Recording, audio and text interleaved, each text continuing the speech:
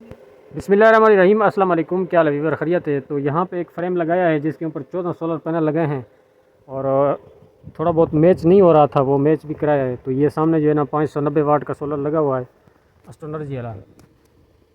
یہ اسٹیکر آپ کو نا سامنے نظر آ رہا ہے، ڈبل گلاس کے اندر ہے، وہ سنگل گلاس کے اندر ہے، جس کی ریپیئرنگ بھی کی تھی پہلے، ویڈیو ہم نے ڈالی تھی۔ جن کی ڈبیاں خراب ہو گئی تھیں، جن کی ریپیئرنگ کے لیے آئے تھے، وہ سامنے شیشے کھڑے ہیں۔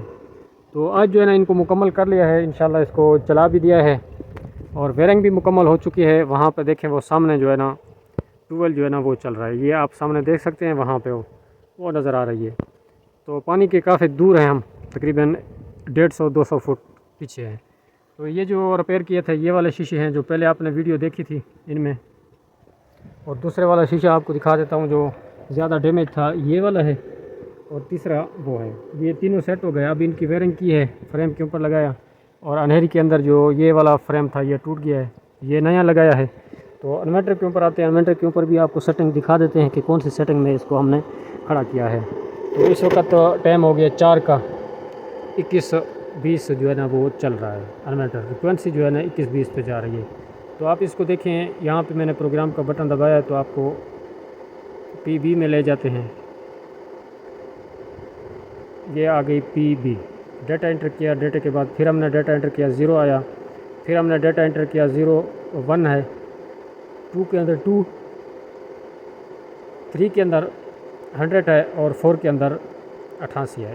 تو یہ 5 کے اندر 50 ہے، اور 6 کے اندر 1 ہی رہنے دیں کیونکہ آپ کا وولٹ برابر ہے، 7 کے اندر 150 ہے۔ تو پھر چلتے ہیں ان کے اپنے وولٹ شو کا کرا رہا ہے۔ یہ سامنے دیکھیں، یہ شفٹ والا بٹن ہے، آپ نے دبایا تو 50 ہرٹز آ گیا ہے، اس کے بعد جو ہے نا پھر 497 وولٹ اس کے شو ہو رہے ہیں۔ امپیر جو ہے نا اس وقت 12-13 لے رہا ہے، چکر جو ہے نا یہ ابھی کم دے رہا ہے کیونکہ کافی 4:30 بج رہے ہیں، تو اس لیے یہ وولٹ اور چکر جو ہے نا کم ہے۔ تو ابھی پچھلا ٹائم بھی ہو رہا ہے، سورج بھی غروب ہونے والا ہے، 2-2.5 گھنٹے ہیں، 3 گھنٹے اس کے بعد سورج غروب ہو جائے گا۔ ان کا جو پانی لگنا ہے وہ بھی انشاءاللہ برابری ہو جائے گی۔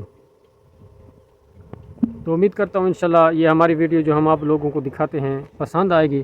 جو ویرنگ کرتے ہیں یا سولر کے اندر ہاتھ لگاتے ہیں، ہمارا کام بھی یہی ہے، بس ہمارے لیے دعا کیا کریں کہ کہیں کرنٹ جو ہے نا وہ بھی نہ لگے، اللہ حفاظت رکھے آپ لوگوں کو، ہماری بھی۔ تو یہاں پہ جو مسئلے آ رہے ہوتے ہیں وہ فریم کے اندر جو کرنٹ لگتا ہے اس پہ ضرور احتیاط کیا کریں، کیونکہ ان کا کرنٹ جو ہے نا بہت ہی زیادہ ہوتا ہے۔ کرنٹ کے وجوہات یہ ہو سکتے ہیں، جہاں پہ تار ننگی ہو وہاں پہ آپ نے ٹیپسلیشن لگانی ہے۔ السلام علیکم۔